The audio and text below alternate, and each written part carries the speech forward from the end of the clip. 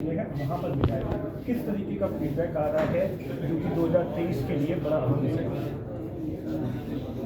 Party के लिए संगठन की एक विशेष ताकत है जो राजनीतिक तौर पर भी है, संगठनात्मक और सामाजिक तौर पर उसको मजबूत करती है।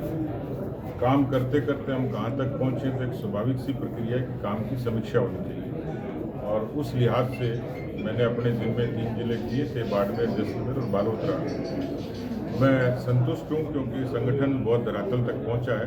हमारी कोशिश जारी है और आने वाले समय में पार्टी बूथ स्तर तक और ज़्यादा मजबूत होकर काम करेगी और चुनाव में भी परिणाम देने के लिए वो पूरी फोर्स जो है वो मजबूती से काम करेगी। पिछली दफा आप आए थे तो आपने अपने जो यहाँ के संगठन है उनको टास्क दिया होगा, जिस तरीके से 2018 में बीजेपी का यहाँ सुबड़ा साफ हो गया था, उसके बाद में तमाम करेंगे तो उसका जो फीडबैक लिया क्या कुछ है 2023 के लिए, ताकि बाड़मेर जिले के अंदर जो अभी वर्तमान में 7 में से 1 एमएलए है।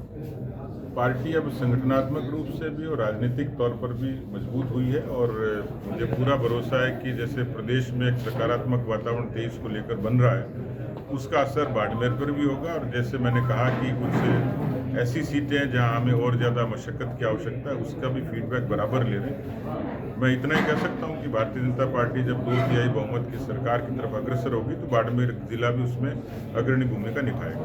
राजस्थान के अंदर इस वक्त सबसे ज़्यादा जो गोवंश को लेकर जो बीमारी चपेट में है, जो पाकिस्तान से आई है, और जिस तरीके से बाड़मेर की बात है पूरे प्रदेश के अंदर पहले सबसे ज़्यादा अफेक्टेड बाड़मेर है। क्या लगता है सरकार ने जो एग्जाम किए वो पूरी तरीके से फेल हुए हैं?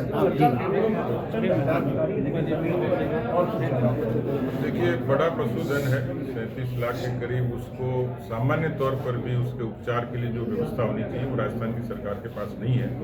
अब ये जो त्वचा का संक्रामक रोग खासतौर पर गोवंश में आया है, इसको मुझे लगता है कि सरकार को युद्ध स्तर पर उसके निराकरण के लिए काम करना चाहिए। मैंने आज ही मुख्यमंत्री जी को चिट्ठी लिखी। कल आप सब जाएंगे दौरे पर और वहाँ पर भी देखेंगे किस तरीके से? मैंने बालोतरा में के रास्ते में जहाँ मुझे अवसर मिलेगा मैं उस पर देखूंगा, उनको व्यक्तिगत तौर पर देख के और सरकार से आग्रह। एक बयान जो आपकी बहुत चर्चा में है कि आपने कहा कि आपका निजी बयान है कि 70+ को टिकट नहीं मिलना चाहिए, इस तरीके का क्या कुछ, और इसके पीछे क्या लॉजिक है आपका?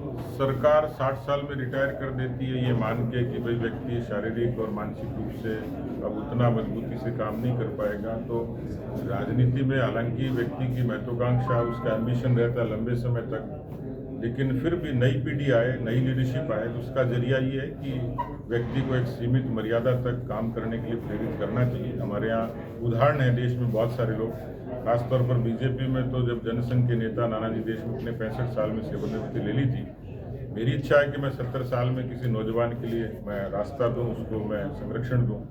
स्वाभाविक सी बात है, तो पार्टी को करना है, लेकिन 70 साल एक आइडियल एज है राजनेता की। आपने आलाकमान में ये बात है, आलाकमान में अवसर आएगा जरूर रखेंगे, मजबूती से रखेंगे। अब देखिए ये सतीश पुनिया है जिनके एक बयान से पूरे राजस्थान